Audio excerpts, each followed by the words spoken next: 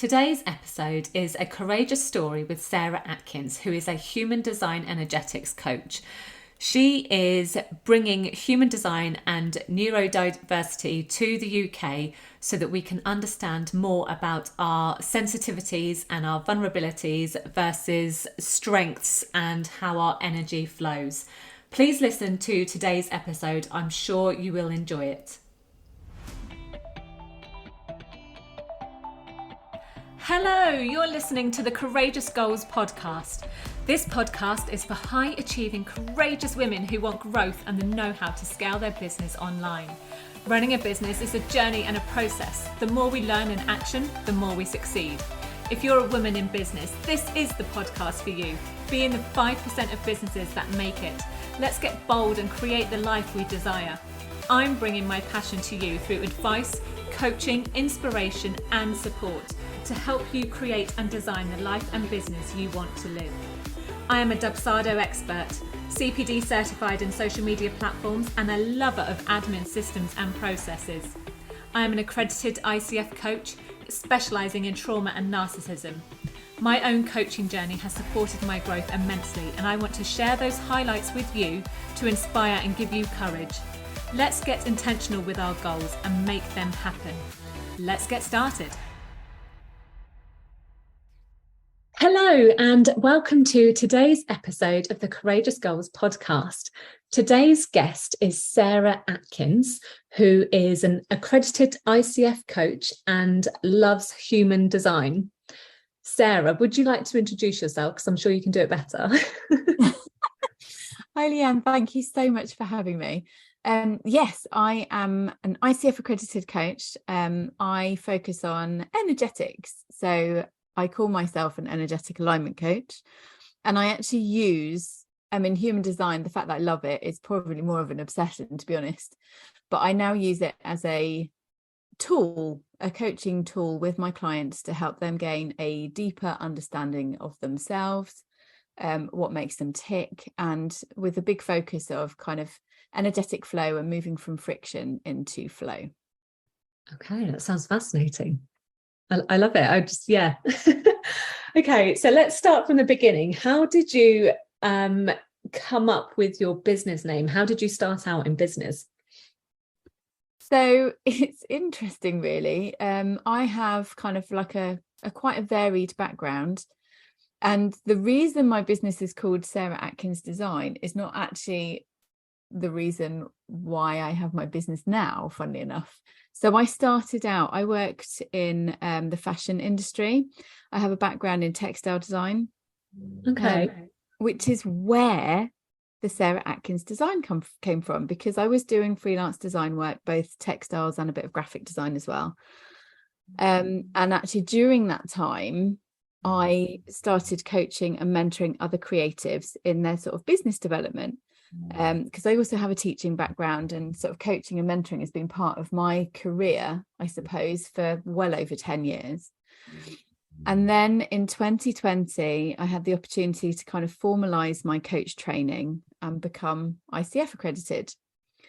So very much what I started with was kind of coaching creatives, hence the design part fitted still, because I was still doing a bit of my creative work.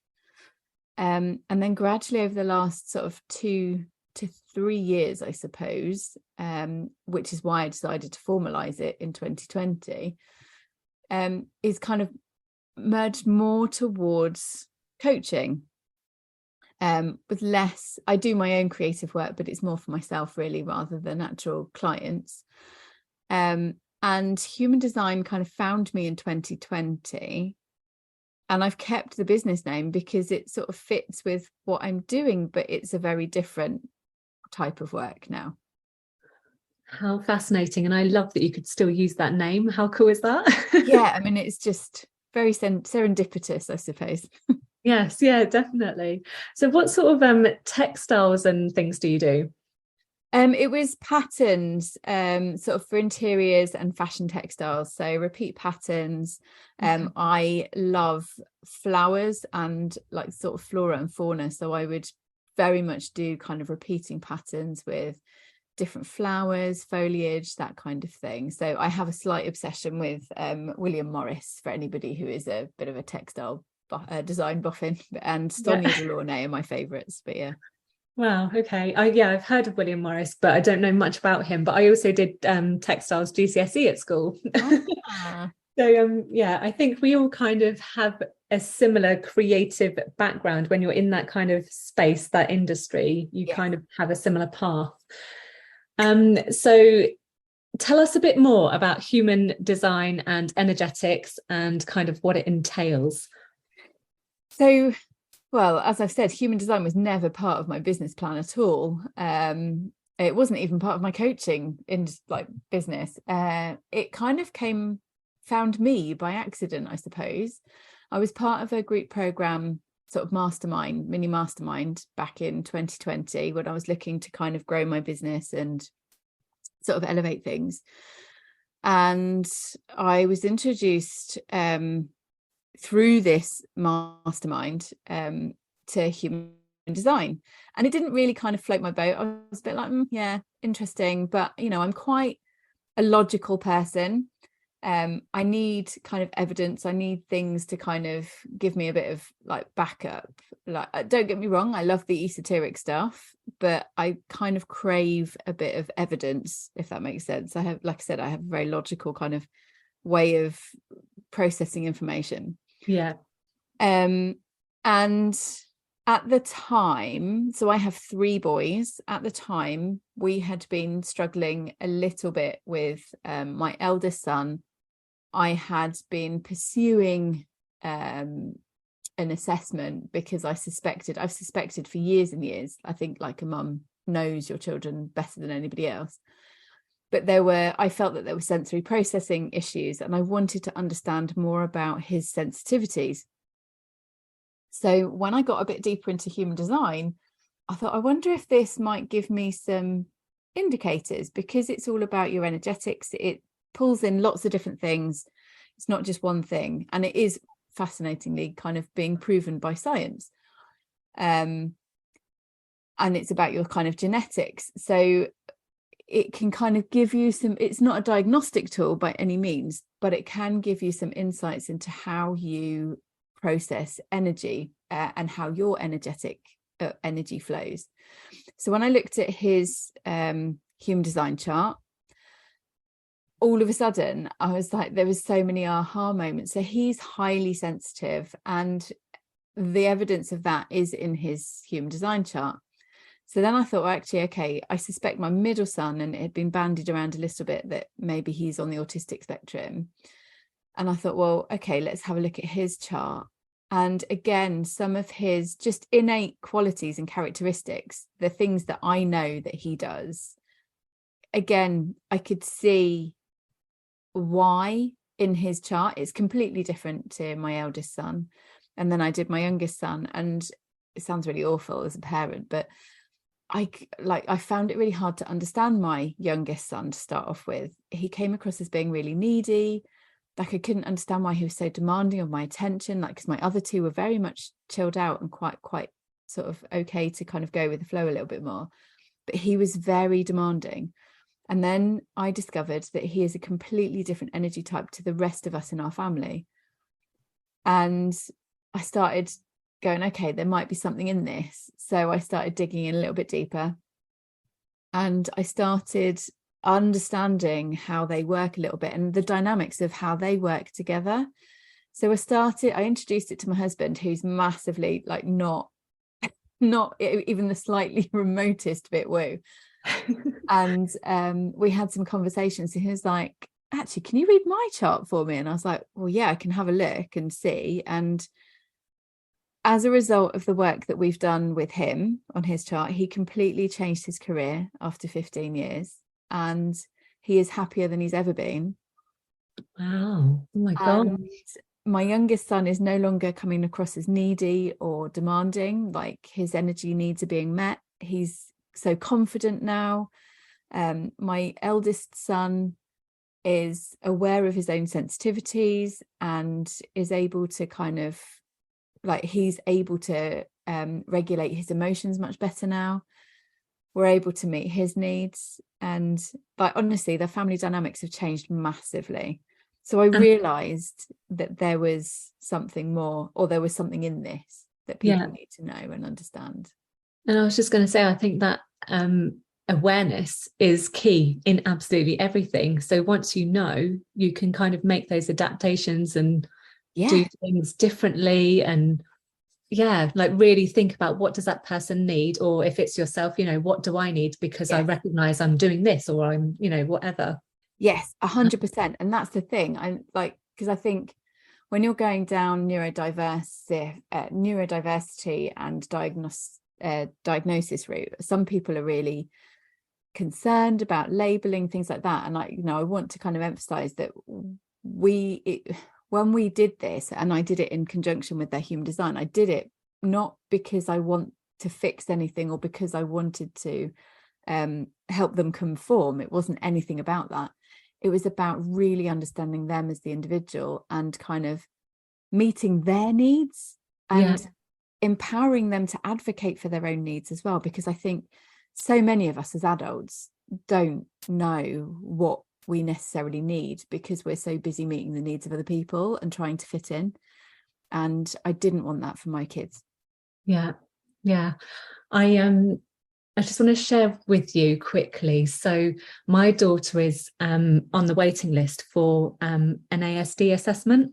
Okay, yeah. And when I spoke to her teacher recently, she shared with me that because, like you say, everyone's worried about labels. And she said labels are for jam jars and diagnosis is for awareness. Yeah. And I just thought, how amazing is that? And I've told so many people and they're just like, I absolutely love this. Yeah, I do love that. And people just, I don't think they realize, it's not about having a label. It's just about how that person can get support if they need it, and just being aware of, what they need. 100%. Yeah, I mean, it's fascinating. Some of the best compliments I've had is since we started doing this work. So I started working with my boys on this. My oldest one is very aware. My younger two are still a little bit young. I do it with them, even though they don't really know what I'm doing. But my oldest is in year 8 at secondary school, and he is aware. We've had a few existential crises, which human design has kind of come to the rescue, really, being able to talk him through some things that are going on. And the best compliments that we've had from his teachers is that he's so emotionally aware, he's so emotionally intelligent, and he's really good at articulating like what is going on for him, how he feels, why he feels the way he does. And can you imagine if all our kids could understand that about themselves at such a young age? Yeah, it'd be amazing, wouldn't it? Yeah. Gosh, I love all of this stuff. I could read about it all day. But yes, we must move on. So what motivates you in your business? So it's changed over the years, and my boys are a very big part of my why, but it's not just them. I spent far too many years trying to fit in, trying to shoehorn myself into a career that didn't necessarily fit, but it paid well and it was exciting. And I've been there, and I used to think I was the only person, but actually I think the further down you go through life, you come across and meet more and more people that have had similar experiences. And what motivates me is to support people knowing who they are, like really tuning into who they are, embracing who they are, the dark and the light sides. Like, we've all got both sides to our personalities. But can you imagine what an amazing world this would be if the next generation were able to grow up truly loving who they are, being confident, feeling empowered? Like, it would just eradicate so much hate, so much division, and just so much not enoughness. Do you know what I mean? I feel so, and it kind of feels like I'm being quite lofty when I say this, and I know us British are not so good at kind of bigging ourselves up, but part of my kind of bigger mission is like, it is a lofty mission. I want to change the world, and I want to start at the beginning, and it starts with the next generation, it starts with our children. And if I can even just change a couple of lives for the better, then it's that ripple effect, which all coaches know that that's one of the things that motivates us the most. Yeah, definitely. And who knows what those people's lives who you change could do for so many other people. Absolutely. So it all starts somewhere, definitely. It does sound cheesy, doesn't it? But it's so true. Yeah, it does. Okay, so who or what has been your biggest supporter? So, John, my long-suffering, incredible husband, who we have been together, bless him, for 23 years this year. So we're kind of at this cusp point now where I've actually been with him longer than I haven't.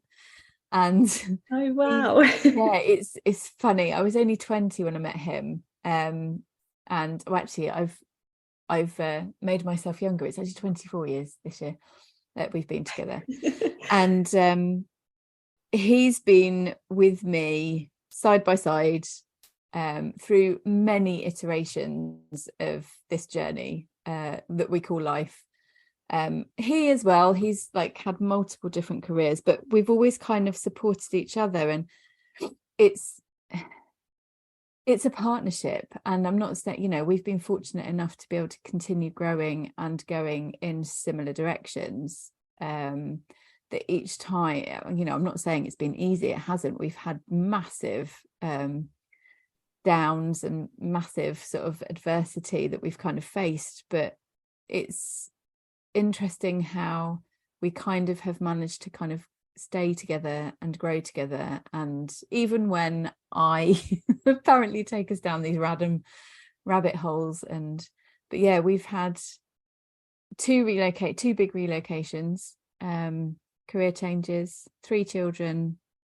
Yeah but he's always there. Life things that test you, but you're still standing strong together. Yeah That's lovely. Okay, so what's unique about you and your business and what you do? So it's funny, isn't it? Because when you asked me this question, I thought it was really fascinating, because I don't really think I am unique. But then I think sometimes, so like I believe that we are all unique, but I was like, what's special about me? Because I think when you're kind of just being you don't realize that you being you is special. So I thought this was a really good question. And actually, when I ask other people, one of the things, or there's several things that people come to me and say when they connect with me, and I guess that's what makes me a bit different. I am who I am, and I can't be anything but. Like, some people find that a bit blunt, some people find it a bit unsettling, but I am who I am. I apparently, and obviously I don't receive it, so I don't know it, I bring with me this quiet confidence, this real kind of solidity, like I know who I am, what direction I'm going in, and that brings reassurance to people. I bring authenticity, I bring integrity. And when I work with my clients, I genuinely care. Like, I care at a very deep level. I can't explain how it is. It can be to my own detriment. It's one of the reasons I left teaching, because I get too invested and I care too much, if that's even a thing, to the point where I will kind of sacrifice myself, which can kind of err onto the unhealthy. But I am now aware of that. But I do bring all of myself. So when you are working with me, I am all in, and you've got me for that sort of moment in time. My challenge is kind of unconsciously uncoupling, I suppose, from my clients, in a positive way. And this is the thing, is you don't want to, there's the kind of bittersweetness when you're coaching somebody, because you get so into working with your clients, you love working with them, but at the same time, like, to see them grow and flourish and no longer need you, that's like a real epic feeling. Yeah, I bet that you've helped them on that transformation. Yes. Yeah, definitely. Okay, so I'm intrigued to know now what your human design type is. Yeah. So I'm an emotional generator, unsurprisingly. My emotional connection is a very big part of who I am. I'm a generator type, so I am a high energy type. I'm classed as a high energy type. Creative. I'm here to create, do, make, and build. That's what I do. And I have some specific things in my chart. So I have the channel of connection, which means I bring a deep connection. I have this ability to go deep emotionally with my clients and kind of really get to the root of what's going on for them.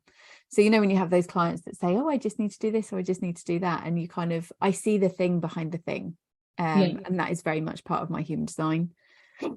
I another little thing in my human design chart is I have their line 3 profile, which is the experimenter. So I am constantly testing, trying, doing it.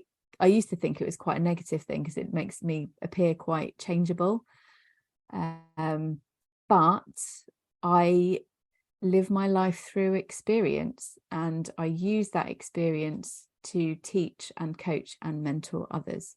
So you're in safe hands. I've already made all the mistakes that everybody else has. Right, okay. So everyone's version of success is different for us all individually. What do you think your secrets to your success are? Oh, this is a really interesting one because I think I'm still learning. I'm still growing, I'm still developing, and I think that's actually possibly part of the secret to success for me, again because of that line 3. Accepting that a failure isn't a failure, it's a first attempt in learning, and kind of giving myself grace. So being adaptable, going with the flow, being able to tune into people and actually responding to the right things, so that I'm not overworking, overdoing, not hustling. It's all about the flow energy rather than the hustle. Yeah. I would say that's the secret.